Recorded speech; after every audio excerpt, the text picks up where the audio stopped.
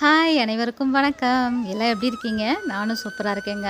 Morning பிரேக்ஃபாஸ்ட்டுக்கு பூரியும் சன்னா மசாலா தான் செஞ்சேன். ஒரு ரெசிபி செய்றதுக்கு முன்னாடி நான் பல தடவ யோசிப்பேன். ஐயோ! இது நல்லா வருமா? நம்மளுக்கு புதுசா ட்ரை பண்ணும்போது, இது நல்லா வருமா நம்மளுக்கு? அப்படின்னு சொல்லிட்டு ரொம்ப யோசிப்பேன். ஆனா ஒண்ணு செஞ்சு அந்த அவுட்புட் சூப்பரா வந்துருச்சுன்னு வச்சுக்கங்களேன், விடுறதே கிடையாது இந்த ரெசிபிய. அந்த மாதிரி எங்களுக்கும் பூரிக்கும், சன்னா மசாலாவுக்கும் ஒரு நெடுங்கால பந்தம்னு வச்சுக்கோங்க. வாரத்தில ஒரு தடவையாவது அத போட்டுர்றது. அது எங்கள விட்டு ஓடுனாலும் நாங்க விடுறதே கிடையாது அத. அதனால வாரத்தில ஒரு தடவையாவது எங்க விஸ்லிஸ்ட்ல அது இடம் பிடிச்சிரும். பூரியும், சன்னா மசாலாவும். ஸோ இப்படி பிரேக்ஃபாஸ்ட் எங்களுக்கு முடிஞ்சிச்சு. லஞ்சுக்கு முள்ளங்கி சாம்பாரும், கோவக்காய் பொரியலும் செஞ்சிருந்தேங்க.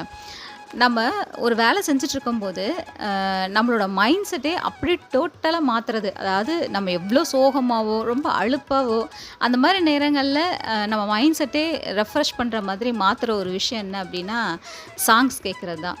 நான் நெறைய தடவ ஃபீல் பண்ணியிருக்கேன். ரொம்ப மனசு கஷ்டத்தோடையோ, இல்ல சோகத்தோடையோ, ரொம்ப ஃபீலிங்ஸ்லயோ அந்த மாரி நேரங்கள்ல நான் ஒரு கிச்சன்ல நின்னு ஒரு வேலை செஞ்சுட்ருக்கேன்னு வச்சுக்கோங்களேன்.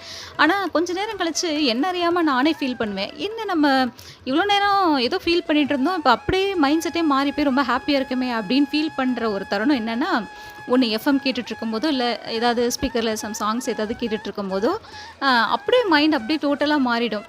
அது தெரியல. இந்த சாங்ஸ்க்கு உண்டான இவ்ளோ மகிமை அப்படின்றது நான் நெறைய நேரம் உணர்ந்திருக்கேன். நீங்க இந்த மாதிரி எத்தன பேரு ஃபீல் பண்ணியிருக்கீங்க அப்படின்றத மறக்காம கமெண்ட்ல சொல்லுங்க. மேபி உங்களுக்கும் இந்த மாரி ஏதாவது சோகங்களோ, இல்ல மனசு கஷ்டத்துலயோ இருந்தா, இந்த மாரி சாங்ஸ் கேட்கறத ட்ரை பண்ணி பாருங்க. உங்களுக்கு பிடிச்ச ஒரு ஹேப்பியான சாங் கேட்டு பாருங்க.